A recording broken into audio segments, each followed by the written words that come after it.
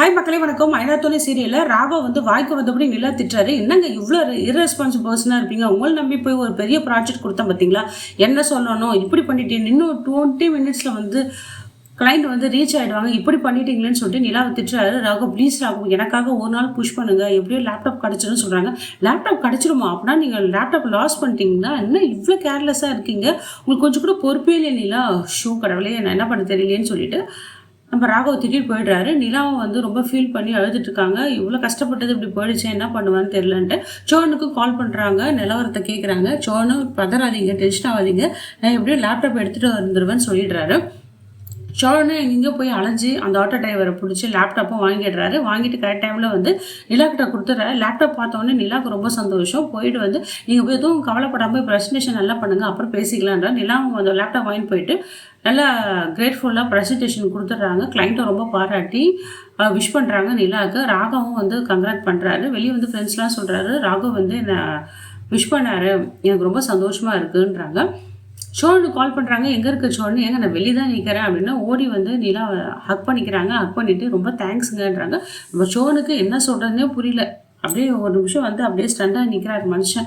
என்னடா அது, திருப்பி ஹக் பண்ண போகிற இடத்துல ரிலீஃப் ஆகிடுறாங்க. ரொம்ப தேங்க்ஸ் சொல்கிறேன், எப்படி நீங்கள் கண்டுபிடிச்சிங்கன்னு கேட்குறாங்க.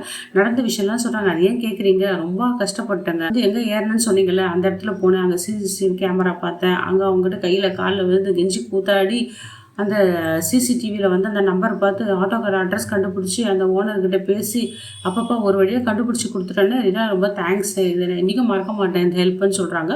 வீட்டில் போய்ட்டு நம்ம சோனுக்கு தலைக்கால புரியலங்க, ஒரே சந்தோஷமாக ஆட்டம் போயிட்டு ஓடிட்டுருக்காரு. பல்லவனை வந்து கிண்டல் பண்ண, குட்டி போட்டு போனவங்க சுற்றிட்டு இருக்க, என்ன விசேஷம் போட, ஐயோ இவங்கெல்லாம் நம்ம சொல்லக்கூடாது, அண்ணா வரட்டுன்ட்டு சேரை பாண்டி எல்லாம் வர வைக்கிறோம், அப்புறம் அவனுக்கு விஷயத்த சொல்கிறேன்னு சொல்கிறாரு. ரொம்ப சந்தோஷப்படுறாரு.